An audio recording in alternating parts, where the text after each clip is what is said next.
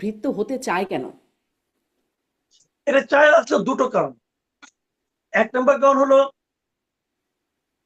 তারা সমাজে আরো বেশি প্রভাবশালী হতে চায়। তারা মনে করে আমাদের এই সমাজটা এমন একটা অবস্থা দাঁড়িয়েছে না, সমাজটাই একটু ঝামেলা হয়ে গেছে, যে আমাদের সমাজ ব্যবস্থা, সরকার ব্যবস্থা, রাষ্ট্র ব্যবস্থা এমন একটা অবস্থা হয়ে দাঁড়িয়েছে যে তারা মনে করে যে আমি যদি একটা দাপটের অবস্থায় না থাকি, আমি যদি মানুষের 10টা তদবির করতে না পারি, আমি যদি নিজে প্রচুর অর্থ উপার্জন করতে না পারি, তাহলে বোধহয় সমাজে আমাকে লোকে সফল বলবে না।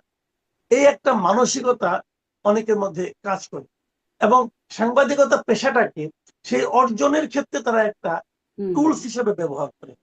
সাংবাদিকের কাজ যেটা নয়, এটা তারা ভুলে যায় এবং ভুলিয়ে দিতে চায়। এটা হলো একটা কারণ।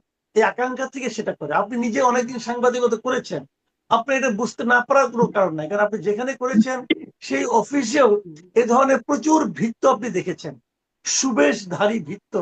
আপনি দেখেননি এটা আপনি বললে আমি বিশ্বাস করবো না ভাই। আপনিও দেখেছেন, আপনার সেই অফিসেও ছিল, অনেকেই ছিল। অফিসে বিশাল দাপটের লোক, ওখানে যে দেখবেন হাত কসলাচ্ছে, কাচুমাচু করছে, এরকম দৃশ্য আপনি দেখেছেন ভাই। কাজেই তারা কেন করে? তারা ওই যে বিশাল অর্থ উপার্জন, একটা সাংবাদিকের কত টাকা থাকা উচিত আপনি বলেন তো? একজন সাংবাদিকের বেতন কত টাকা পায়? আপনি চাকরি করেছেন, আপনি জানেন কত টাকা আপনি বেতন পান।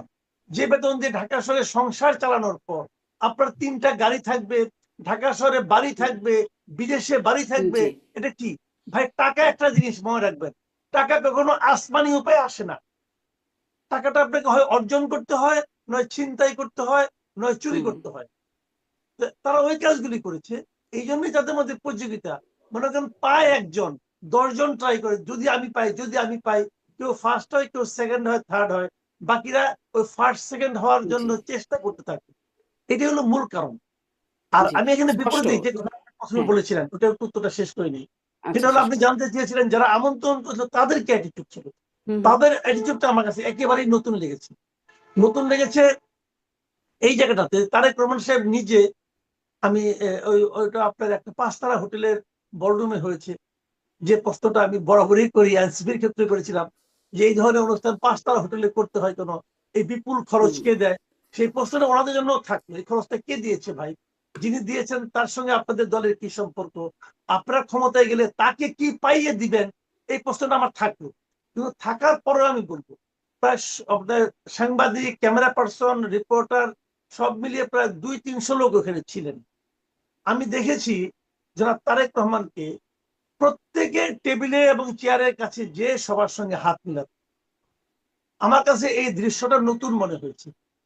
এর আগে আমি দেখতাম এই সমস্ত ব্যক্তিরা 4-5 জন তার পরিচিত লোকের সঙ্গে হাত মিলিয়ে তারা যে মঞ্চে উঠে যেতেন, কিন্তু এখানে উনি তা করেননি। এবং আমি দেখেছি যে ক্যামেরা পার্সনদের সঙ্গে উনি হাত মিলিয়েছেন এবং তাদের সঙ্গে কুশল বিনিময় করেছেন। এটা আমার কাছে নতুন লেগেছে। আর আরেকটা জিনিস খারাপ লেগেছে, ওটা আমি বলি। সেটা হলো, আমি একটা মানে ওই দৃশ্যপটের একটা বর্ণনা দিচ্ছি আর কি এই কারণে। সেটা হলো যে আমি দেখেছি যে ওনারা দাওয়াত করেছেন, কিন্তু মঞ্চের সামনের প্রথম 3টা রোতে যারা ছিলেন তাদের ম্যাক্সিমামই ছিলেন ওই দলের কেন্দ্রীয় নেতৃবৃন্দ। আমার কাছে এটা আমার বুঝে আসে নাই যে উনি এবং মির্জা ফখরুল ইসলাম আলমগীর ছিলেন মঞ্চে, কিন্তু সামনের প্রথম 3টা রোতে ওনার দলের কেন্দ্রীয় নেতাদের থাকার দরকারটা। এটা কি রোল কল করে নাকি, যে আমার নেতাদের মধ্যে কে কে আসলো না আসলো, কে উপস্থিত থাকলো না থাকলো, এটা একটা খাতার মধ্যে রোল কল করেন উনি? তা তো আর করেন না। এদের কাজটা কি এখানে আমি বুঝলাম না। বরঞ্চ ওনারা থাকাতে যারা নাকি জেনুইন সাংবাদিক তারা সব পেছনে পড়ে গেছে, তারা সামনে বসতে পারে নাই। এই জায়গাটা আমার কাছে দৃষ্টিকটু লেগেছে। আদারওয়াইজ প্রোগ্রামটা ভালো। তারেক রহমান একটা চমৎকার বক্তব্য দিয়েছেন, বক্তৃতা দিয়েছেন।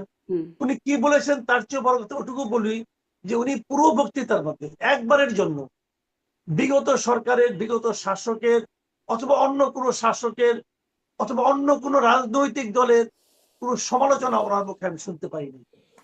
উনি কেবল এটাই বলেছেন যে দেশটাকে কিভাবে সামনের দিকে অগ্রসর করতে হবে, ওনার পরিকল্পনাটা কি, সেগুলি যারা কয়েকটা মাসুদ পরিকল্পনা কামাল ওনার যে করেছে। পরিকল্পনা সেটা নিয়ে আমি আরেকটু বিশেষ করে আপনাদের দুজনের সাথে কথা বলতে চাই। তার আগে আলাউদ্দিন মোহাম্মদ আপনার কাছ থেকে একটু শুনি যে কেমন মনে হলো তারেক রহমানের কথা শুনে।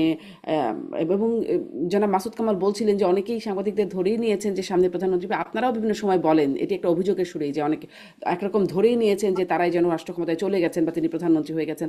সাথে সাথে বিদেশিরাও কি ধরেই নিয়েছেন যে তিনি প্রধানমন্ত্রী হয়েছেন, তাদেরও যে আচরণ দেখা যাচ্ছে, যেভাবে তাদের সাথে বৈঠক, সব মিলিয়ে একটু জানতে চাই। মূলত আপনার কাছে এই সংবাদ মানে সাংবাদিকদের সাথে কথোপকথন শুভেচ্ছা বিনিময়টা আপনার কাছে কেমন হলো, আপনাদের দল এটা পর্যবেক্ষণ করেছে কিনা, নতুনত্ব কিছু পেয়েছেন কিনা, এবং পরের প্রশ্নটাও করছিলাম আলাউদ্দিন মোহাম্মদ।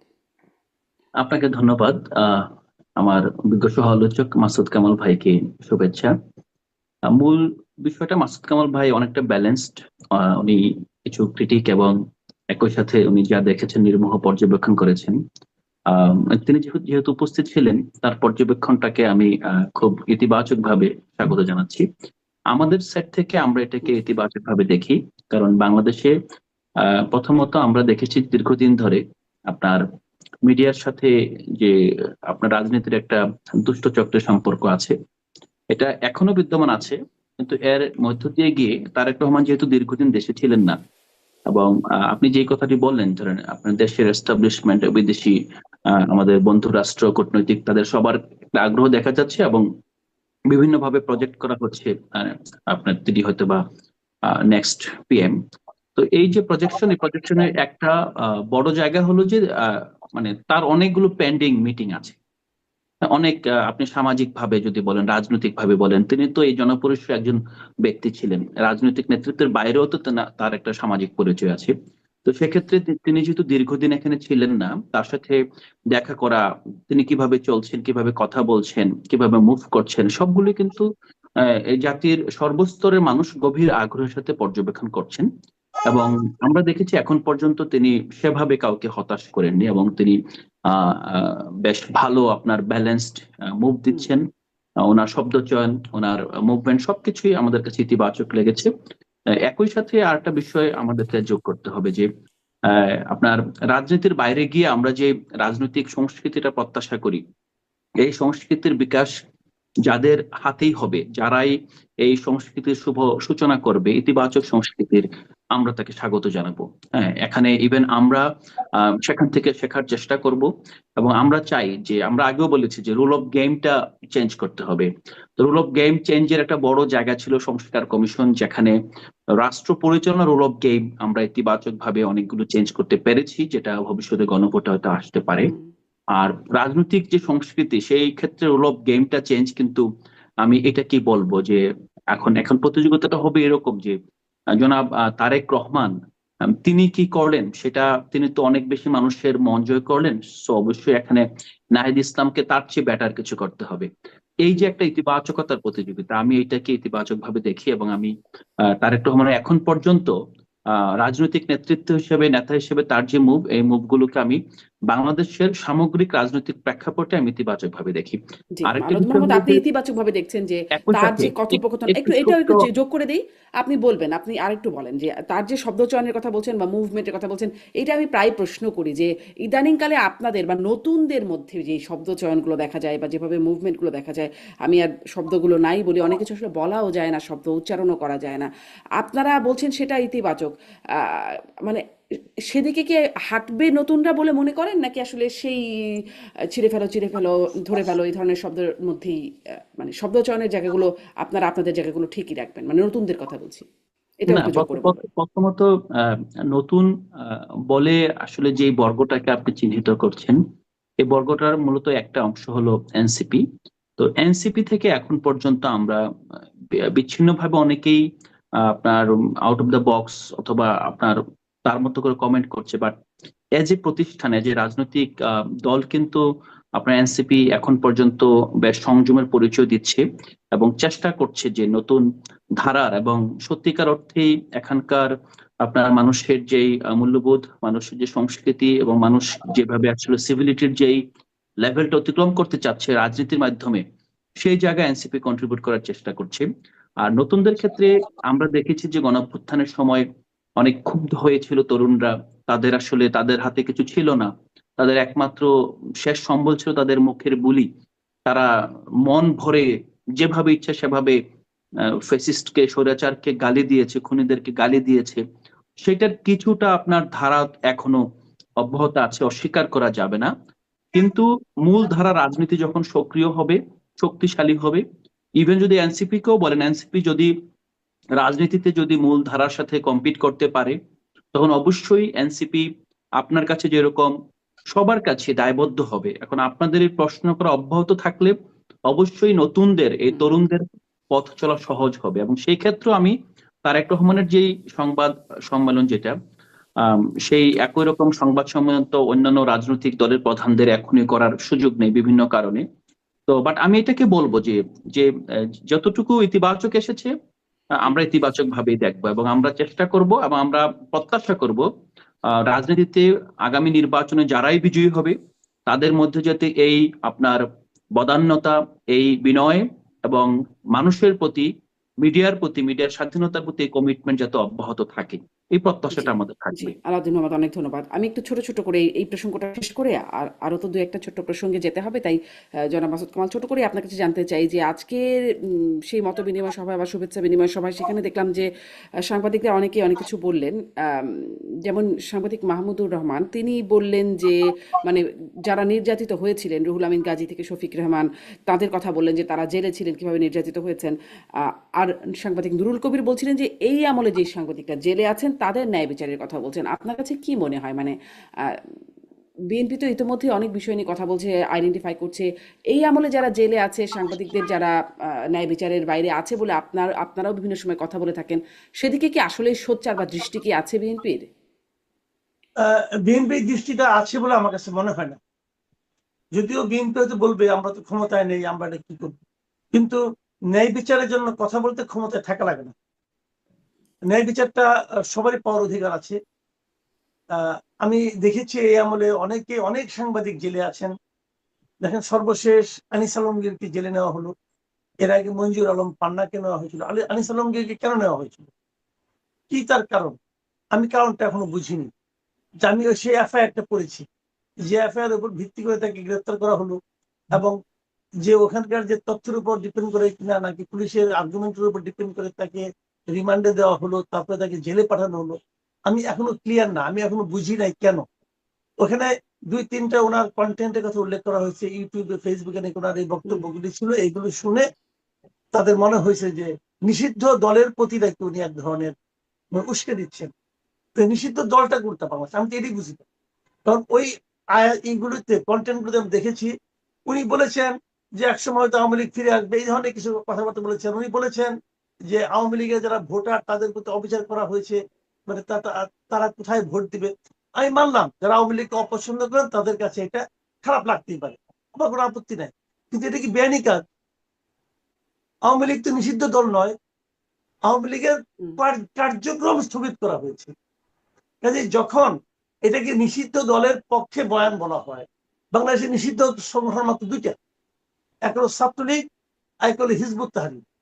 তো এখানে তো এই দুইটার সম্পর্কে কোনো বক্তব্যই নাই। তো এইটুকু পরেই তো বিচারকের উচিত ছিল যে এই অভিযোগটাই আসলে একটা পুরো জিনিসটা একটা হুম, আবল তাবল টাইপের অভিযোগ। আর ওই জুলাই রেভলিউশনারি ফোর্স কি একটা দেখলাম, এই লোকের জীবনে নামও শুনি নাই, তার এত বড় গুরুত্ব দিয়ে দিল তাকে। তো এরপরে তো আমরা অনেক মামলা দেখলাম, রাতের বেলায় কোর্ট বসিয়ে তাকে জামিন দেওয়া হচ্ছে।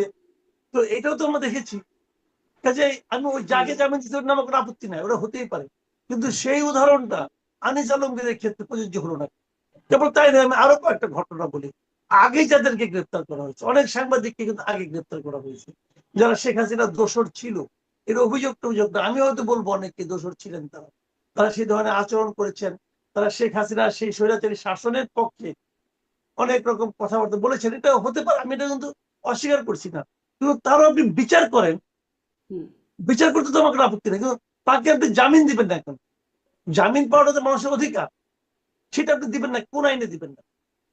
তো এখন যেগুলো হচ্ছে, বিচার বিভাগের স্বাধীনতার কথা বলা হয়েছে, আর বিচার প্রাপ্তির ক্ষেত্রে বৈষম্যহীনতার কথা বলা হয়েছে, মানে যে কথা বলে ওই সরকারকে আমরা পতন ঘটিয়েছি, আমি বর্তমান সরকারের মধ্যে সেই বিষয় কোনো ক্ষেত্রে আরো বেশি হুম, আকারে দেখছি। এটা আমাদের জন্য খুবই বেদনার, এবং আমি মনে করি এটা উচিত না। অনেক সাংবাদিকের ব্যাংক অ্যাকাউন্ট ফ্রিজ করা হয়েছে, কেন? কোনো কার্যক্রম নাই, হিসাব দেখানো হয়েছে ওনার ব্যাংকে 1.5 কোটি টাকা 5 কোটি টাকা লেনদেন হয়েছে। আরে ভাই, লেনদেন জিনিসটা কি? লেনদেন জিনিস আর স্থিতি এক জিনিস হলো? এটা তো এক জিনিস হলো না। তো এই যে একটা মানে সামাজিক ভাবে তাদেরকে হেয় প্রতিপন্ন করা, আপনি বিচার করেন না, আমার তো কোনো আপত্তি নেই, বিচার সবারই বিচার করেন, যত লোকে বিচার করেছেন আরো পারলে আরো তার ডাবল লোকের বিচার করেন। কিন্তু এই যে গণ মামলা, মিরপুরে একজন লোকের উপর হত্যা প্রচেষ্টা হয়েছে, ওনার নাকি পায়ে গুলি লাগছে, মানলাম গুলি লাগছে, তার জন্য আপনি 220 জন লোকের বিরুদ্ধে মামলা করবেন? এবং এই 220 জনের মধ্যে 40 জন থাকবে শিল্পী, আর্টিস্ট, সাংবাদিক থাকবে 30 জন। এটা হয়? কিন্তু বোঝাই যাচ্ছে যে এদেরকে দেশ ছাড়া করার জন্য, এবং তার মধ্যে কয়েকটা আপনার এক ফার্মে তো ব্যাংক অ্যাকাউন্ট পর্যন্ত ফ্রিজ করে ফেলেছে ওই মামলার কারণে। এগুলি যে ভাই, এগুলো যে এক ধরনের বাড়াবাড়ি। আচ্ছা, আপনি কি বলেন ভাই, পৃথিবীতে কি এমন কোন রাত আছে যে রাতে পরে সকাল হয় না? এমন কোন সরকার আছে যে সরকার পরিবর্তন হয় না? এটা শেখ হাসিনা মনে করতো, তার যা চামচারা মনে করতো যে ওই সরকারের মধ্যে পরিবর্তন হবে না। হয়েছে? হয়েছে তো, 14-15 বছর পরে হয়েছে তো। আর 14-15 মাস পরে তো আমরা দেখতেছি এই সরকারের কি অবস্থা। একদিন তো এদেরও পরিবর্তন হবে, তখন কি এরা পালাবে? আমরা কি এইভাবে আমাদের এই সমস্ত বিখ্যাত নেতৃবৃন্দকে হারাতে থাকবো? কেউ ইন্ডিয়া পালাবে, কেউ আমেরিকা পালাবে, সবাই মিলে থাকার মতো আচরণ করেন না অবশ্য কেন? আগেই শুনে রেখেছিলেন যে সেফ এক্সিট খুঁজে রাখছেন তারা। আসলে পালাবেন কিনা জানি না। এটা তো জনাব আমরা চাই আলাউদ্দিন, না, আমাদের হ্যাঁ, সবাইকে নিয়ে কিন্তু থাকতে চাই। এই প্রশ্নের আরেকটা অংশ ছিল, কিন্তু আপনি যে এই প্রসঙ্গ যে ন্যায় বিচার আসলে সেদিকে খুব দৃষ্টি দিচ্ছেন বা সোচ্চার বলে আপনার মনে হচ্ছে না। আমি আলাউদ্দিন মোহাম্মদ, আপনারাও এখন গুরুত্বপূর্ণ রাজনৈতিক দলে পরিণত হয়েছেন, গুরুত্ব পান রাজনীতিতে। সেখান থেকে আপনারাও কি আসলে কখনো এই দিকে সোচ্চার হয়েছে? যেমন ধরেন এই যে জুলাই যোদ্ধা, যদি সেই ট্যাগটা থাকে, যেমন তাহরিমা সুরভির কথা বলি, বা সেই মাহাদি, হবিগঞ্জের মাহাদির কথা, তাদের জন্য যে অবস্থা, নাহিদ ইসলাম নিজে যাচ্ছেন, বা তাদেরকে রাতের বেলা, যেটি মাসুদ কামাল বলছিলেন, আদালত বসে তাদের ব্যবস্থা করার চেষ্টা করা হচ্ছে, যারা তদন্ত করছেন সেই তদন্তকারী কর্মকর্তার বিরুদ্ধে ব্যবস্থা নেওয়া হচ্ছে। অথচ এদিকে এরকম ঘটনাগুলো আরও ঘটে যাচ্ছে। মানে ন্যায় বিচার কি শুধু যারা জুলাইয়ের পক্ষে কাজ করেছে তাদের জন্য, আর যারা জুলাই এর পক্ষে যারা কথা বলছে তাদের সাথে মতবিরোধ হচ্ছে তাদের জন্য ন্যায় বিচারের বিষয়টা খুব একটা গুরুত্ব রাখে না? না, প্রথমত আপনার অবশ্যই রাষ্ট্রের নাগরিক হিসেবে প্রতিটি নাগরিকের ন্যায় বিচার পাওয়া তার অধিকার, এবং ন্যায় বিচার নিশ্চিত করার জন্য সরকারকে চাপ প্রয়োগ করা প্রতিটি রাজনৈতিক দলের রাজনৈতিক কর্মীর কর্তব্য। সেক্ষেত্রে আমরা যেই জুলাই যোদ্ধার কথা বললেন, দুটি ঘটনা ঘটেছে। দুটি ঘটনায় আমরা দেখেছি যে, যেমন হুম, সুরভিকে আপনার একজন হ্যারাসমেন্ট করেছে একজন সাংবাদিক। হ্যারাসমেন্টের পর ব্যক্তিগতভাবে তার বিরুদ্ধে আপনার এফআইআর করে তাকে গ্রেপ্তার করে আনা হয়েছে।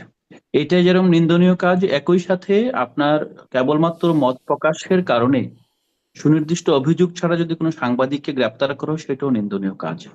তবে একটা নিন্দা বিষয় বুঝতে জানিয়েছেন হবে যে, কখনো? নিন্দা জানিয়েছেন কখনো এই এই বিষয়ে? এই বিষয়টা আসছি। প্রথমত রাষ্ট্রের যেই আপনার বর্তমান যে প্যাটার্ন, সেই প্যাটার্নে একটা বিষয় হলো যে, যারা জুলাইতে রাজপথে নেমেছিল, যেমন সুরভির বয়স দেখেন, সে মাত্র 17 বছর বয়স। তাকে দেখেন আদালত তার বয়স 21 দেখিয়ে তাকে রিমান্ড মঞ্জুর করে ফেলেছে। সেই প্রেক্ষাপটে সুরভির পাশে দাঁড়ানো, এবং এমন একটা বিষয় দেখেন যে, এটা যেমন সত্য যে সুরভির পাশে আমরা দাঁড়িয়েছি, হয়তো কোনো জার্নালিস্টের পক্ষে আমাদের ভয়েসটা তো স্ট্রং দেখা যাচ্ছে না, একই সাথে এটাও সত্য একজন মাইনরকে যেভাবে আপনার রিমান্ডে নেওয়া হচ্ছে, সেক্ষেত্রে আমরা ছাড়া আর তার জন্য দাঁড়ানোরও কেউ ছিল না। এবং এই বিষয়টাকে সামনে নিয়ে আসা, একই ঘটনা ঘটেছে মাহাদির ক্ষেত্রে। বাট আমরা অবশ্যই মনে করি যে, এখানে যেই কারণে জুলাই ঘটেছিল, আপনার আইন বিচার কিংবা এই সবগুলো বিষয়কে ইগনোর করে আপনার রাষ্ট্রকে একটি মাফিয়া তন্ত্রে পরিণত করার কারণে সেই ব্যবস্থাটা অন্য যে কোনো মোড়কে ফিরে আসুক, সেটা আমরা কখনোই চাই না। সেক্ষেত্রে মাসুদ ভাই যেটা বললেন, অবশ্যই আমি মাসুদ ভাইয়ের, আনিস আলমগীরের কিংবা পান্না ভাইয়ের সবার মত প্রকাশের স্বাধীনতাকে অবশ্যই স্বীকার করি। একই সাথে তারা যদি এই মুহূর্তে বিচারাধীন কোনো বিষয়কে আপনার নর্মালাইজ করার চেষ্টা করে, বিশেষ করে খুনিদের ক্ষেত্রে যেটা হয়, সেক্ষেত্রে যদি রাষ্ট্র নিবর্তনমূলক কোনো ব্যবস্থা নেয় সাময়িক কারণে, এবং সেটা যদি আইনসিদ্ধ হয়, সেক্ষেত্রে আমি বলবো না যে আমি নীরব থাকবো। আমার মনে হয় যে আমি এটাকে রাষ্ট্রকে একটু স্ক্রুটিনাইজ করতে বলবো, হুম, যতটুকু সম্ভব ন্যায় বিচার নিশ্চিত করা যায়। কারণ আমরা দেখেছি ইভেন শেখ হাসিনার কথা যদি বলেন, আজকে মাসুদ ভাই যেটা বললেন, যেটা অতীতের মতো এখনকার সাংবাদিকদের মধ্যে তিনি এটা দেখতে পাচ্ছেন না। একই সাথে তিনি এটা সতর্ক করলেন যে এটা কিন্তু নির্বাচনের পূর্ব সময়, এই মুহূর্তে আসলে তারেক রহমান একজন নাগরিক বটে, তিনি একজন রাজনৈতিক দলের চেয়ারম্যান বটে, উনি কিন্তু এখনই সরকারি কোনো পজিশন হোল্ড করছেন না। তো স্বাভাবিকভাবে এই সময়ে প্রত্যাশার প্রেক্ষিতে অনেকেই তারা কিন্তু নিজেদের অস্তিত্ব নিজেদেরকে সামহাও সাবমিট করে আসছেন। এই ঘটনার যিনি পুনরাবৃত্তি চাচ্ছেন না মাসুদ ভাই, একই সাথে যে আমরা বলি যে এই ঘটনাটা যারা অতীতে ঘটিয়েছিল তারা যদি আপনার একই ভাবে আপনার একজন খুনির প্রতি তাদের অ্যালিজিয়েন্স পোষণ করেন এবং পাবলিকলি এটাকে নিয়ে তারা সেলিব্রেট করেন, ডেফিনেটলি পৃথিবীর কোনো গণতন্ত্র এটাকে অ্যালাউ করবে না। আপনারা একটা মত প্রকাশের স্বাধীনতার সাথে একজন খুনি, একজন আপনার দণ্ডপ্রাপ্ত আসামির যে মানবাধিকার, অবশ্যই মানবাধিকার থাকবে, কিন্তু তার রাজনৈতিক অধিকার কিংবা তাকে যে নর্মালাইজ করা, এই করাটাকে আপনি একভাবে নিবেন না, এটা নিতে ঠিক পারে না। আমি এরকমই কথা কি আমরা অবশ্যই শুনতাম না আগের আমলে? ধরেন যে খুনির পক্ষে কথা বলছে, সরকার পতনের জন্য চেষ্টা করছে, রাষ্ট্রকে অস্থিতিশীল করার চেষ্টা করছে, ফলে তাদেরকে জেলখানায় নেওয়া যেত বা তাদের প্রতি না নির্যাতন না, আমি একরকম আমি কিন্তু ভ্যালিডি করা প্রথমত হয়ে যেত। আমি বলছি না যে কারো মত প্রকাশের কারণে আমরা তাকে জেলখানায় নেওয়া যায়, কিন্তু একই সাথে এই মুহূর্তে বাংলাদেশ যেহেতু একটি ক্রান্তিকাল অতিক্রম করছে এবং এই নির্বাচনকে ঠেকানোর জন্য ওপেনলি আপনার পতিত স্বৈরাচার এবং তার দোসররা বিভিন্ন জায়গা থেকে থ্রেট দিচ্ছে, সেই মুহূর্তে, যেই মুহূর্তে বাংলাদেশের সবাই ইনক্লুডিং ইউ অ্যান্ড মি আমরা একটা কার্যকর একটা সুষ্ঠু গণতন্ত্র চাচ্ছি, এই জায়গায় আমার মনে হয় আপনার রাষ্ট্রকে অবশ্যই সে পরীক্ষা উত্তীর্ণ হতে হবে। এবং এইটাকে ঠেকানোর অথবা এটাকে কোনোভাবে ডিস্টার্ব করা যায় অথবা এটাকে কোনোভাবে যদি আপনার প্রশ্নবিদ্ধ করা যায়, সেই ধরনের প্রবণতা থেকে রাষ্ট্রকে নিজেকেই ঠিক করতে হবে যে কিভাবে নির্বাচনকে সিকিউর করবে।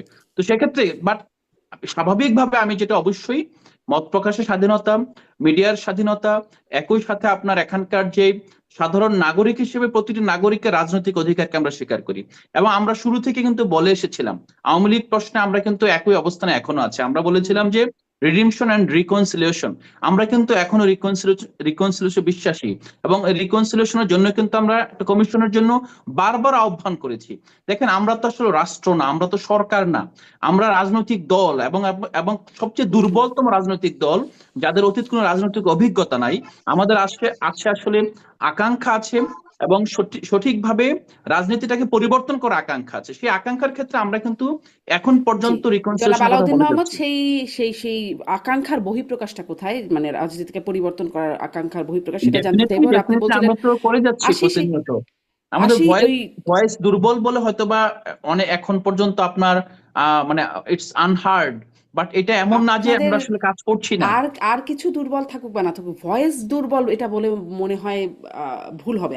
আমি জানি না মাসুদ কামাল, আপনি কি বলবেন? যদিও এটা আপনার কাছ থেকে জানা উচিত যে আসলে ভয়েস আমার বেশ তো সরবই মনে হয়।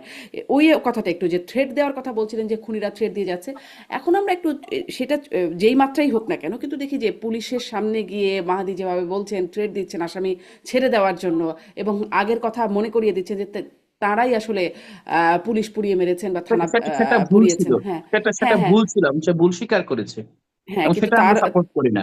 তাকেও একরকম সেলিব্রেটও করা হচ্ছে যে তাকে, এবং তাদের জন্য তাদের প্রেক্ষিতে আবার ইনডেমনিটি অধ্যাদেশ সরকারের পক্ষ থেকে জারি হচ্ছে, মানে সেই ঘটনাগুলোর প্রেক্ষিতেই না না না, এটি আপু এখানে একটা বিষয় আমি একটু বলে দিই। ধরেন এই জুলাইয়ে যে ঘটনাগুলো ঘটেছে, জুলাই কিন্তু আপনার একটা রাষ্ট্রের সশস্ত্র বাহিনীর সামনে আপনার আমার ভাইয়েরা সাধারণ মানুষরা কিন্তু দাঁড়িয়ে গিয়েছিল। সেই হুম, সময় আপনি বানিয়াচং থানার কথাও যদি বলেন, সেই দিন সকালবেলা সেখানে 5 জন আপনার পুলিশের গুলিতে নিহত হয়। ওই সময়ের যে জনরোষ, এটাকে কিন্তু স্বাভাবিক সময় যদি বিবেচনা করেন অথবা এই সময়টা হুম। যদি আপনি বিশেষভাবে না দেখতে পারেন, তাহলে কিন্তু আগামী দিনেও কিন্তু রিকনসিলিয়েশনের পথ আপনার সংহত হবে না। এবং এটা আমি একটু সেই নোট দিয়ে ক্রেডিটটা, রাখলাম। সেই জনরোষে আমি কত কিছু করেছি, করতে পারি, তার জন্য আবার হুমকি দিয়ে আসা যে আসামি ছেড়ে দাও, না সেই না, এটা তো জনরোষের। একই হ্যাঁ, সাথে এটা আমরা বারবার বলছি যে আমরা সাপোর্ট করি না এবং সে ভুল স্বীকার করেছে এবং এই ধরনের প্রবণতাকে কিভাবে নির্মূল করা যায় সেটার জন্য আমরা কাজ করছি। জি, আলাউদ্দিন মোহাম্মদ, আপনাকে ধন্যবাদ। আমি মাসুদ কামাল, মানে এনসিপির ভয়েস কি দুর্বলতম মনে হচ্ছে সেটি একটু আপনার কাছ থেকে শুনবো, এই একদম ছোট্ট করে, আর তারপরে একটু তারেক রহমানের সেই মতবিনিময় সভায় আর একটা প্রশ্ন করে আমি নতুন প্রসঙ্গে যাব। মাসুদ কামাল। না, এনসিপির ভয়ে দুর্বল না, এনসিপির হয়তো জনবলটা দুর্বল হতে পারে, এনসিপির হয়তো সাংগঠনিক যে অবস্থান সেটা দুর্বল হতে পারে, কিন্তু এনসিপির ভয় দুর্বল না। এনসিপির একজন বিচ্ছিন্ন নেতার ভয় তো অনেক সবল। এই যে হাসনাত আব্দুল্লাহ, উনি ওই আন্দোলনের কিন্তু এনসিপি ছিল না, হাসনাত আব্দুল্লাহ একাই তো স্লোগান দিয়ে আওয়ামী লীগকে তার কার্যক্রম স্থগিত করে দিচ্ছে। কিন্তু বাস্তবতা এটা তো আমরা দেখেছি। এবং তখন তো হাসনাত আব্দুল্লাহর সঙ্গে তো এনসিপি পুরো মানে ফোর্স নিয়ে নামেও নাই, হাসনাত আব্দুল্লাহ একই করেছে। তো এনসিপির ভয় দুর্বল না। শুনেন, ভয় দুর্বল টাকা। আমাদের দেশের বাস্তবতা হলো সরকারের ভয় ছিল সবচেয়ে সবল, সরকারের ভয় সবচেয়ে জোরে শোনা যায়, এটা হলো আমাদের দেশের বাস্তবতা।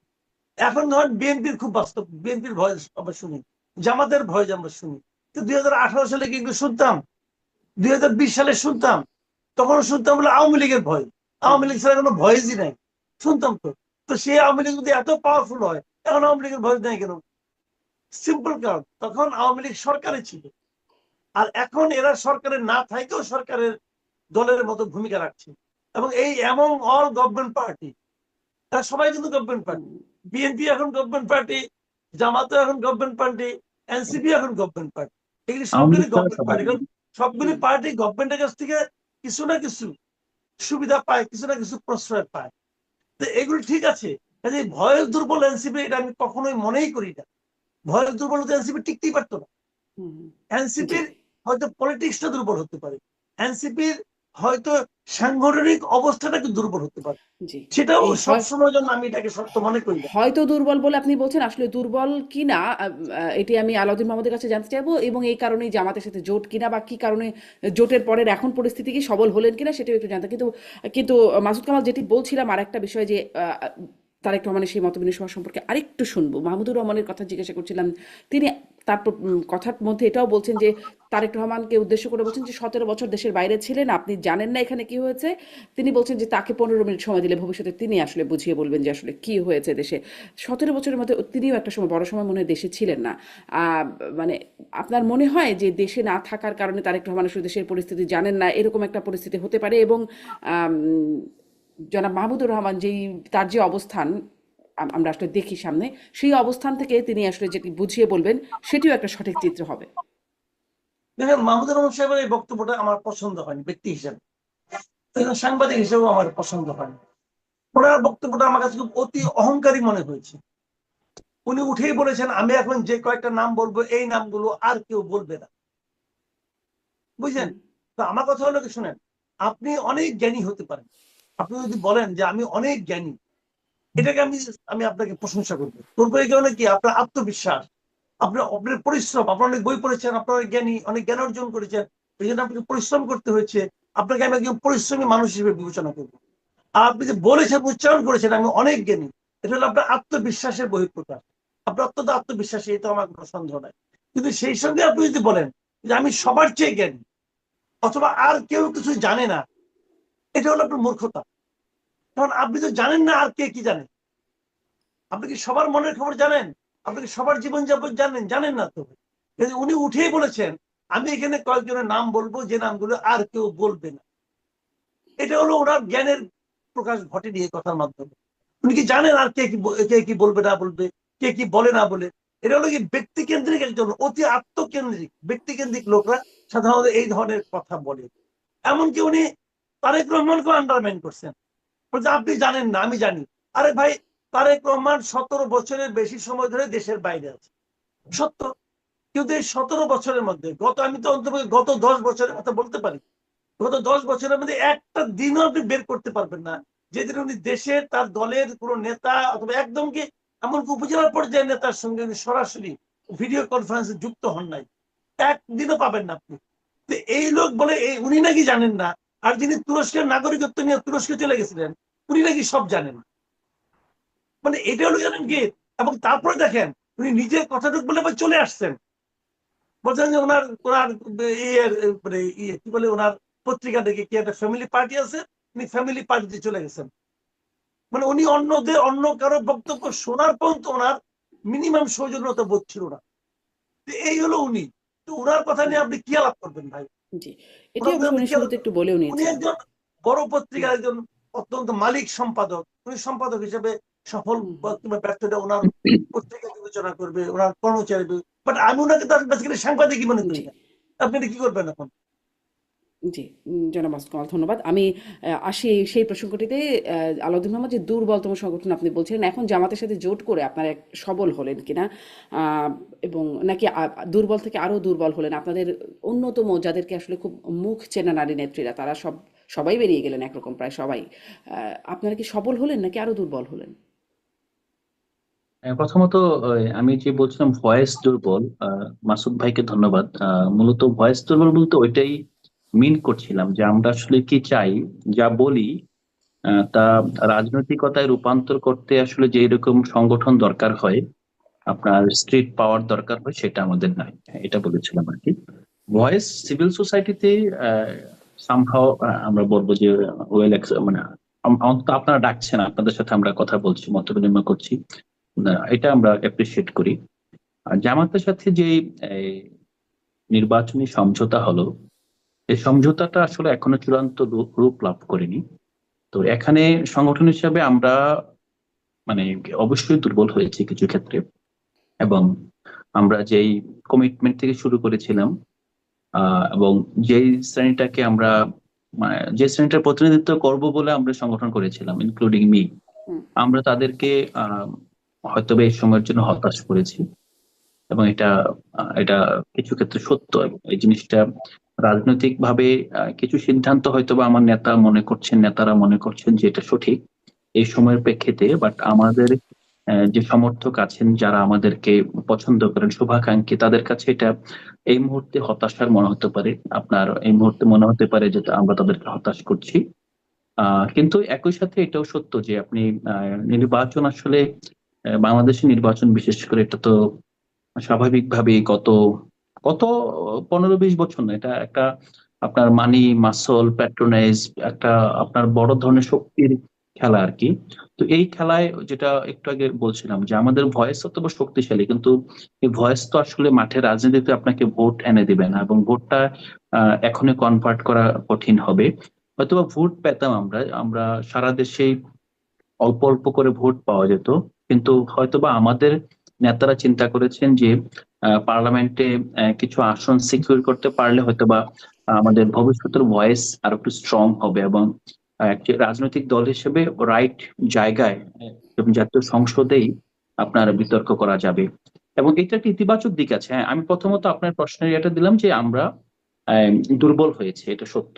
এবং আমরা যেই শ্রেণীটাকে গণঅভ্যুত্থানের পরে একদম মানে আপনার সব বিভাজন নির্বিশেষে যে একটা জনতা গড়ে উঠেছিল, সেই জনতার প্রতিনিধি আমরা হয়ে ওঠার পর্যায়ে ছিলাম।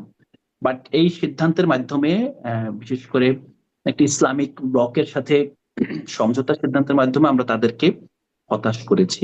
তো তাদের আহ ভোটটা আপনারা হারালেন না? আপনারা ভোট পেয়ে পার্লামেন্টে হ্যাঁ, যাবেন কি করে? তাদের তাদের ভোট তো হারালেন। তাদের ভোট হারিয়েছি, এটা সত্য, কিন্তু পার্লামেন্টে যাওয়া এটা তো একটা মেকানিজমের বিষয়। তাদের ভোট হারিয়েছি, কিন্তু আমরা বিশ্বাস করি যে হুম। হয়তোবা এই নির্বাচন তো এই সামনে 1 মাসের ভিতর নির্বাচনের যে পর্বটা শেষ হবে। যেহেতু এনসিপির বেশিরভাগ রাজনীতিবিদ এখন পর্যন্ত তাদের যে রাজনৈতিক কমিটমেন্ট, আদর্শ, মূল্যবোধ নিয়ে রাজনীতি করতে এসেছে, সেই জায়গায় অটল আছে।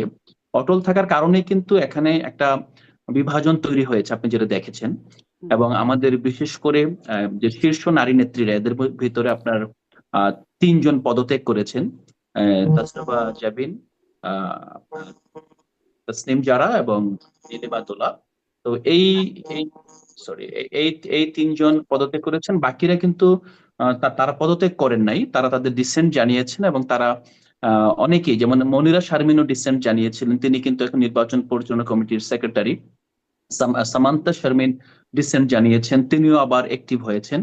এখানে আপনার নুসরাত চৌধুরী, সরি, নুসরাত তাবাসসুমও ডিসেন্ট জানিয়েছিলেন, তিনিও নির্বাচন পরিচালনা কমিটিতে এসেছেন। তার মানে এটা একটা একটা শখ ছিল প্রাথমিকভাবে, এই শখটা অনেকেই নিতে পারেন নাই। বাট পরবর্তীতে অনেকে বুঝতে পেরেছেন যে বাস্তবতাটা হলো কি, নির্বাচনে আপনি মানে 300 আসনেই 4-5% করে ভোট নিয়ে আপনি কোনো আসনে আপনি সিকিউর করতে পারলেন না। এটাও একটা সামগ্রিক হতাশা তৈরি করতে পারতো। তো আমরা মনে হয় যে এই এই নির্বাচনটা অন্তত আমরা এটাকে আদর্শিক অথবা আমাদের আপনার যে মূল্যবোধ সম্পন্ন, অথবা কোনটা কম্প্রোমাইজ হুম। হিসেবে দেখছি না, আমরা বরং তো নির্বাচনী কৌশলের সাথে আমাদের সাময়িক অবস্থানের একটা সাময়িক কম্প্রোমাইজ তার হিসেবে মানে দেখছি। এটা আপনাদের, আপনি বললেন কৌশল বা মেকানিজম বললেন ভোট পেতে আপনাদের এই মেকানিজম, কিন্তু তা যেটি আসলে জোটের পরে নাহিদ ইসলাম বলছিলেন যে হাদি হত্যার পরে পরিস্থিতি বদলে গেছে, সেই পরিস্থিতির প্রেক্ষাপটে জোট করতে হচ্ছে আপনাদের। মানে ভোট পাওয়ার মেকানিজমের সাথে হাদি হত্যাকাণ্ডের পরে পরিস্থিতির সম্পর্ক কি? এক্স্যাক্টলি, ভোট ভোট পেতে গেলে তো আপনাকে আপনার ফ্রিলি তৃণমূলে যেতে হবে, নির্বাচনী এলাকাগুলোতে যেতে হবে। এখন যেহেতু আমাদের সংগঠন নেই, হ্যাঁ, আমাদের বেশিরভাগ জায়গায় আমাদের হয়তো বা দুটো উপজেলা মিলে একটা সংগঠন, মানে একটা আসন, সেক্ষেত্রে হয়তো দুটো উপজেলা আমাদের 200 জন আপনার কর্মী আছে। কিন্তু ধরেন সে একই আসনে বিএনপির কর্মী আছে হয়তো বা আপনার 4 থেকে 5 হাজার। হ্যাঁ, জামাত ইসলামের কর্মী অ্যাকচুয়ালি আমরা জানি না, হয়তো বা এরকম 2 থেকে 3 হাজার আছে। তো সেই ক্ষেত্রে আপনার ওই জায়গায় সত্যিকার অর্থে 200 জন কর্মী নিয়ে আপনি নির্বাচন করতে পারবেন না, এবং স্বাভাবিকভাবে আমাদের যেই ক্যান্ডিডেট ছিলেন তাদেরকে সিকিউর করা আসলে ডিফিকাল্ট। আরেকটা বিষয় বুঝতে হবে যে আমাদের যে নেতৃত্ব আছেন, নাহিদ ইসলাম কিংবা নাসরুদ্দিন পাটোয়ারি, হাসনাত সার্জিস, ওদের কিন্তু মানে হাদি যেই জায়গা থেকে আক্রান্ত হয়েছেন, তাদের সবার উপরে কিন্তু হাদির চেয়ে বেশি মাত্রা থ্রেট আছে। এটা কিন্তু যেমন আমার হয়তোবা নাই, কারণ আমি জুলাইয়ের সময় একেবারে শীর্ষ সমন্বয়কদের কেউ না। তো বাট তাদের ক্ষেত্রে হয়তোবা তাদের ফিয়ারটা একটু বেশি ছিল, এবং তারা হয়তোবা হাদিকে আপনার পরে যেতে দেখে হয়তোবা মনে করেছে নেক্সট থ্রেট তো আমি। তো আমি এই জায়গাটা অন্তত বলবো যে যারাই আমাদের প্রতি আস্থা রাখছেন অথবা আমাদের প্রতি একটা প্রত্যাশা তো আছে এখনো, নেক্সটে আমি তো তাদের, জামাতের সাথে গেলে সেই নেক্সট সে হওয়াটা না বাঁচবে কি জামাতের করে? সাথে না, আপনি তো প্রথমত আপনি নির্বাচনে যে 300 আসনে যে একটা ব্যক্তি, আপনি রিস্কটা কমাচ্ছেন। হ্যাঁ, এটা একটা। দ্বিতীয়ত হলো যে আপনি যে 30টা আসনে নামছেন, এই 30টা আসনে কিন্তু আপনার 200 কর্মীর সাথে ওই জামাতের 2000 কর্মী অ্যাড হচ্ছে। অ্যাড হয়ে কিন্তু এখানে একটা মিনিমাম মাঠে আপনি নামতে পারছেন, ব্যাপারটা এই জায়গাটায়। আর দ্বিতীয়ত হলো ধরুন আপনি হয়তোবা, আমি অ্যাকচুয়ালি জানি না কয়টা আসন নিশ্চিত হতে পারে, অথবা 5, 10, 15, উই ডোন্ট নো অ্যাকচুয়ালি নির্বাচনে কেউ, কিন্তু আপনি অন্তত অবশ্য ফাইট শুরুতে করতে পারবেন। শুনেছিলাম 300 আসন। জি। হ্যাঁ, হ্যাঁ, 300 আসন অবশ্যই। হুম। 300 আসন তো হবেই। কিন্তু বিষয়টা হলো যে দেখেন বিএনপি কিন্তু 300 আসনে প্রার্থী দেয় নাই, জামাত ইসলামও দেয় নাই। আসলে 300 আসন তো সবার জন্য। বাট প্রতিটা রাজনৈতিক দল কিন্তু তার সক্ষমতার বিচারে নির্বাচনের পূর্বে, বিশেষ করে প্রত্যাহারের পূর্বে কিন্তু তারা কাটছাট করে ফেলে, যেখানে তারা ফাইট দিতে পারবে সেখানে ফাইট দিবে।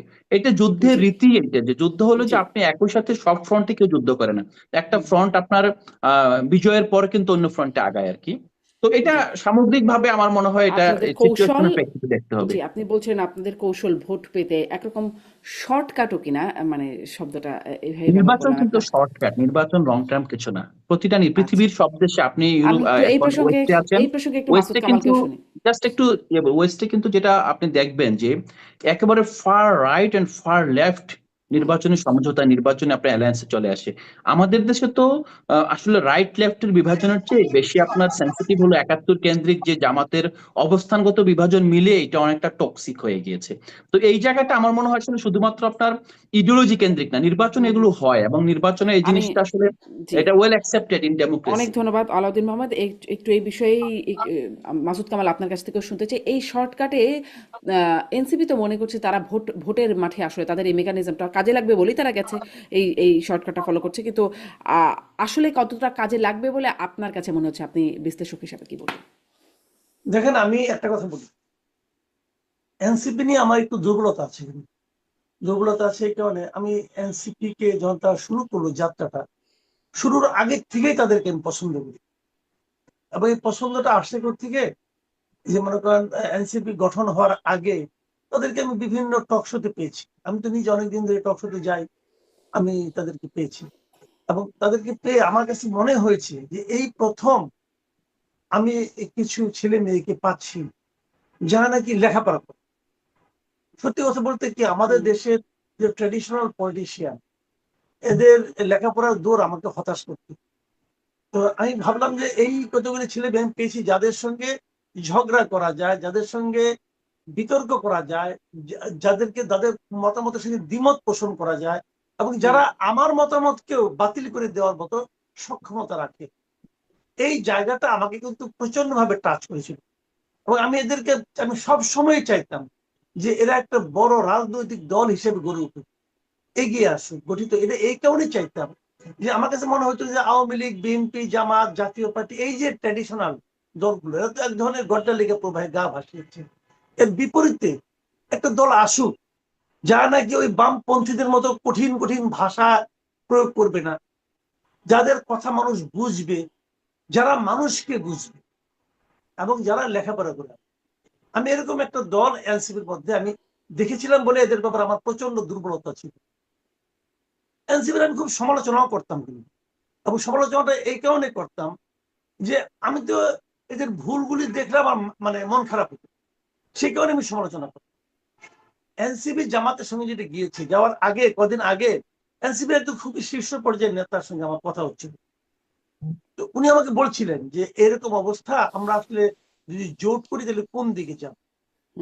আমি তাকে বলেছিলাম যে যদি আমি সিস্টেমেটিক হইতে বলি যে সবচেয়ে ক্ষতি হবে বিএনপির সঙ্গে গেলে, তারপরে ক্ষতি হবে জামাতের সঙ্গে গেলে। এটা আমার বিবেচনা, কিন্তু কিন্তু আমি চাই যে আপনারা কোনো জোটেই না যান। আপনারা এই 5 বছরের নির্বাচন, এই সামনের নির্বাচনটাকে বাদ দিয়ে আরো 5 বছর পরের নির্বাচনকে টার্গেট করে আপনি সারা দেশে পলিটিক্সটা করেন, নিজেদের রাজনীতিটা সারা দেশে ছড়িয়ে দেন। আর যাদের জন্য আপনাদের কিছু দুর্নাম হয়েছে তাদেরকে সাইড করে ফেলান, ওদের নিয়ে আপনি অগ্রসর হতে পারবেন না। আপনারা প্রকৃত পলিটিক্সটা করেন। এটা কিন্তু আমার মানে খুব মনের থেকে তাকে আমি বলছিলাম কথাটা। সে বলছে যে ঠিকই বলছে, সে কিন্তু আমার সঙ্গে কথাগুলো শুনছে খুব মন দিয়ে। পরে যখন আমি দেখলাম যে আমি ব্যাখ্যাও করছিলাম যে বিএনপির সঙ্গে গেলে এনসিপি কে আর খুঁজে পাওয়া যাবে না। এটা স্বাভাবিক, একটা বড় নদীর পাশে একটা খাল, তার নিজের অস্তিত্ব নিয়ে যখন তারা মিশে যায় তখন অস্তিত্ব টিকে রাখতে পারে না, এটাই নিয়ম। কাজে বিএনপিতে গেলে আপনারা একটু খুঁজে পাবে না। জামাতে গেলে যে জিনিসটা হবে, জামাতে গেলে যে ইনস্ট্যান্ট যে নেগেটিভ ইটা আসবে আপনাদের উপর, মানে সমালোচনাটা আসবে, এটা আপনাদের ধারণ করার ক্ষমতা নাই। আর ধরেন আপনি হাইপোথেটিক্যালি ধরেন 30টা আসনে জামাত তাদেরকে ছাড় দিলাম, ধরে নিলাম সর্বোচ্চ, বেশি তো দিবে না, 30টা আসনে ছাড় দেয়, 270টা আসনে কিন্তু এনসিপি কোনো প্রার্থী দিবে না। তার মানে 270টা আসনে কিন্তু এনসিপি কোনো পলিটিক্স থাকবে না। জামাতের কিন্তু ওই 30টা আসনে পলিটিক্স থাকবে। থাকবে কারণ জামাত একটা পুরনো দল, জামাতের কিন্তু কমিটি সব জায়গায় আছে, তারা স্ট্রং। ওই যে বললো না যে আমাদের হয়তো 200 আছে, ওদের আছে 2000। 2000 যে দলটা, 2000 যে সমর্থক গুলো, তারা সাময়িক সময়ের জন্য আপনাকে সাপোর্ট করবে, কিন্তু তাদের পার্টিটা কিন্তু থেকে যাবে। কিন্তু আপনাদের 270টা আসলে কোনো পার্টি থাকবে না। এবং আপনাকে কিন্তু জামাতের প্রার্থীর পক্ষে 270টা আসনে ক্যাম্পেইন করতে হবে, মাঠে নামতে হবে। এই জায়গাটাতে এনসিপির আদর্শিক একটা পরাজয় ঘটবে। কিন্তু আমি তো এনসিপিকে একটা আদর্শিক দল হিসেবে দেখতে চাই। এবং এনসিপি যদি কোনো জনের জোট না করতো, হয়তো তাদের কোনো সিট তারা পেত না। ম্যাক্সিমাম জায়গায় তারা জামানত হারাইতো, 2-1টা জায়গায় জামানত রক্ষা করতে পারতো, এই হইতো আর কি। কিন্তু সারা দেশে তো লোকের শাপলা কুড়িটা চিন্তা রে ভাই। বাংলাদেশের ইলেকশন কিন্তু প্রতীক দেওয়া হয়, পুরো দেশ শাপলা কলিকে চিনত, যে শাপলা কলি নামে একটা মার্কা আছে। এইটা ছিল জরুরি। এইটা নিয়ে তারা পরবর্তী 5 বছর যদি রাজনীতি করতো, তাহলে আমরা 5 বছর পরে একটা বড় এবং শক্তিশালী পোটেনশিয়াল একটা দলকে পেতাম। ওই জায়গাটাতে আমি হতাশ যে আমি ওই জায়গাটাতে মিস করছি। আর এখানে আমি আরেকটা কথা বলি, জামাতের সঙ্গে জোট করাতে এনসিপির খুব লাভ হয়নি। লাভ হয়নি আমার তো মনে হয় না তারা 2টার বেশি আসন পাবে, যদিও পায়, নাও পাইতে পারে। বিপরীত দিকে জামাতের কিন্তু লস হয়েছে। জামাত এটা বুঝছে কিনা যায়, জামাত এত বড় দল, এত মেধাবী দল, তারা কেন করলাম জানি, আমার বিবেচনা জামাতের বিরাট লস হয়েছে। বিরাট লসটা কিন্তু সেটাই ভোটের লস আর কি। রাজনীতিতে কোনো লস জামাতের হয় না। জামাত যেখানেই যায় তার মধ্যে ঢুকে যে জামাতের যে গুপ্ত যে প্রসেসটা, গুপ্ত সিস্টেম, এই সিস্টেমটা এত কার্যকর হয়েছে, তারা যেখানে যায় তাদেরকে তাদের মতো করে বানায় নেয়। রাজনীতির সমস্যা না, ভোটের সমস্যা হবে জামাতের। এটা এই কারণে হবে যে 5ই আগস্টের পর, মানে 24-এর 5ই আগস্টের পর সারা দেশে আওয়ামী লীগের লোকজন কিন্তু অত্যাচারিত হয়েছে বিএনপি লোকজনের কাছে, এবং সেই সমস্ত জায়গায় জামাত তাদেরকে অনেক জায়গায় প্রোটেকশন দিয়েছে, সাপোর্ট দিয়েছে। কাজে ওই ইয়ের কারণে আপনার কি বলে ওই মানে তাদের প্রতি কৃতজ্ঞতার কারণে আওয়ামী লীগের কিছু ভোট কিন্তু তারা পেত। কিন্তু এনসিপি যাওয়াতে, কারণ এনসিপি কে আওয়ামী লীগ সবচেয়ে অপছন্দ করে, আওয়ামী লীগ করে, আওয়ামী লীগের নেতারা করে, আওয়ামী লীগের নীরব কর্মীরাও কিন্তু এনসিপি কে অপছন্দ করে। এটা এই কারণে করে যে এনসিপি না আসলে তাদের এতদিনের অপকর্মগুলি তারা অবাধে চালাতে পারত, চালাতে পারে নাই। এবং এনসিপি নিজেরাও দাবি করছে তারাই ছিল মূল ফোর্স। সেক্ষেত্রে তারাও মনে করছে এদের কারণে আমাদের এই সুন্দর জীবনযাপন, আরামের সংসার, আরামের রাজত্ব ধ্বংস হয়ে গেছে। কিন্তু ভোট তো ভাই, ইলেকশন তো ভোটের ব্যাপার, হিসাবটা কার ভোট, এটা ওই মুচুর যে আপনার মাঝি, রিক্সাওয়ালা, বুদ্ধিজীবী, সবাই কিন্তু একটা করে ভোট। কার ভোট পেলেন এটা কিন্তু ইম্পর্টেন্ট না, ভোট পাওয়াটা যে কথা। সেক্ষেত্রে জামাত কিন্তু এনসিপির কারণে বেশ কিছু আওয়ামী ভোট হারাবে, এটা হলো আমার বিবেচনা। সেই হিসাবে জামাতের ভোট ব্যাংক ক্ষতিগ্রস্ত হয়েছে, এনসিপির রাজনীতি ক্ষতিগ্রস্ত হয়েছে। এনসিপি এরপর আর একা কতটুকু দাঁড়াতে পারবে, স্পষ্ট, মানে আমি যদি সামারি করি, টোটাল আপনি দেখছেন কিছু, মানে টোটাল লস দেখছেন আপনি আসলে এই জোটের Total মধ্যে। loss দেখা যাক আমি আলাউদ্দিন মোহাম্মদ, আপনারা আসলে কি লাভ দেখছেন, দেখা যাক সেই লাভটা আসলে হয় কিনা। একদম ছোট্ট করে এটা একটু শুনবো আপনার কাছ থেকে যে মানে জামাতের আমির বলছেন বর্তমান অবস্থায় সুষ্ঠু নির্বাচন সম্ভব নয়, আপনারা বিভিন্ন সময় বলছেন প্রশাসন, নির্বাচন কমিশন অভিযোগ তুলছেন, লেভেল প্লেইং ফিল্ড নাই ইত্যাদি কথা বলছেন। এমন বাস্তবতায় আসলে আপনারা মানে এটা কি শুধু বলবেন নাকি মানে সবসময় যেরকম অভিযোগের অভিযোগ, নাকি এর জন্য আপনারা কিছু করবেন বা করণীয় কিছু আছে? প্রথমত জামাতের আমির সাহেব যেটা বলছেন এটা একান্তই তার মন্তব্য, এটা কোনো আপনার এই সমঝোতা যে দলগুলো আছে তাদের সম্মিলিত মন্তব্য নয়। দ্বিতীয়ত হলো যে তাহলে আপনারা মনে করেন সুষ্ঠু নির্বাচনের পরিবেশ না, আছে? দ্বিতীয়টা হলো যে আপনার সুষ্ঠু নির্বাচনের পরিবেশ এখন পর্যন্ত অর্জিত হয়নি, এটা সত্য। অর্জিত যদি হতো তাহলে আপনার বিএনপি ঢাকা মহানগর উত্তরের একজন সদস্য সচিব স্বেচ্ছাসেবক দলের আপনার স্পষ্ট রাত্রিতে আপনার এভাবে খুন হতো না, তার পূর্ব আমরা দেখেছি। হ্যাঁ, কিন্তু একই সাথে এটা আমরা মনে করি যে বিভিন্ন প্রশ্নবিদ্ধ করার জন্য অনেকগুলো ঘটনা ঘটবে, তারপরেও নির্বাচনটা খুব আকাঙ্ক্ষিত এবং নির্বাচনটা আমাদের যে কোনো মূল্যে আপনার করতে হবে, এটা আমরা মনে করি। দ্বিতীয়ত হলো যে মাসুদ কামাল ভাইয়ের সাথে আমি অনেকাংশে একমত।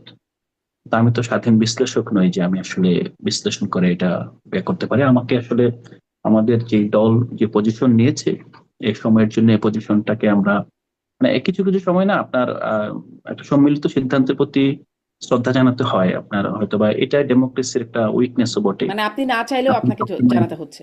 এটা এটা সব ক্ষেত্রেই হয় আর কি। আপনি যখন একটা সংগঠন করবেন, হ্যাঁ, আপনি সংগঠন করাটা আসলে খুব কঠিন কাজ। এবং বাংলাদেশ কিন্তু আমরা যে আজকে প্রতিষ্ঠানগুলো ব্যর্থ হয় বারবার বলি, এবং এই মানে ফেসিবাদ বলেন, স্বৈরতন্ত্র বলেন, অথবা ব্যক্তি পর্যায়ে আমাদের এখানে প্রতিষ্ঠান কিন্তু গড়ে ওঠার নজির খুব কম, এবং প্রতিষ্ঠান ব্যক্তি নির্ভর করে গড়ে ওঠে, ব্যক্তির পতনের সাথে প্রতিষ্ঠানের পতন ঘটে, প্রতিষ্ঠান আপনার সামহাও মুষড়ে পড়ে।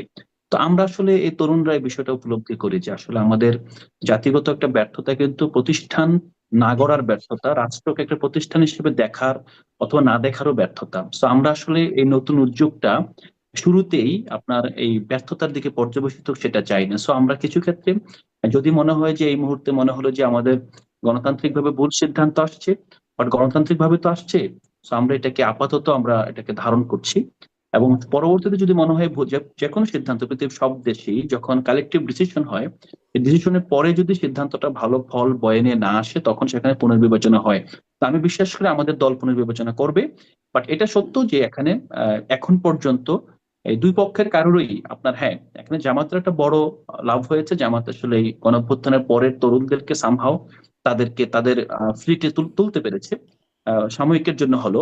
বাট একই সাথে আমাদেরকে যদি একটা ন্যাশনাল ল্যান্ডস্কেপ চিন্তা করি আমরা, বাংলাদেশের রাজনীতিটা আপনি যদি সবগুলো ধর্মভিত্তিক দলকে একপাশে ঠেলে দেন, আর যদি আপনার সবগুলো সেকুলার আপনার লিবারাল ফোর্সকে একপাশে ঠেলে দেন, তাহলে কিন্তু আমরা অতীতের মতো একটা বাইনারি কেসে চলে যাব যে হ্যাঁ, ধর্মভিত্তিক দলগুলো এত ভোট পেল, আপনার লিবারাল ফোর্স এই ভোটটা পেল। তখন আপনি সামহাও যে মানে যখন আপনার গভর্নমেন্ট ফর্ম করবে যারাই, আপনার যদি এখন আপনার বলেন লিবারাল ফোর্স গভর্নমেন্ট ফর্ম করবে, তাহলে কিন্তু আপনি পুরো স্পেসটাকে দিয়ে দিচ্ছেন আপনার ধর্মভিত্তিক দলগুলোর কাছে।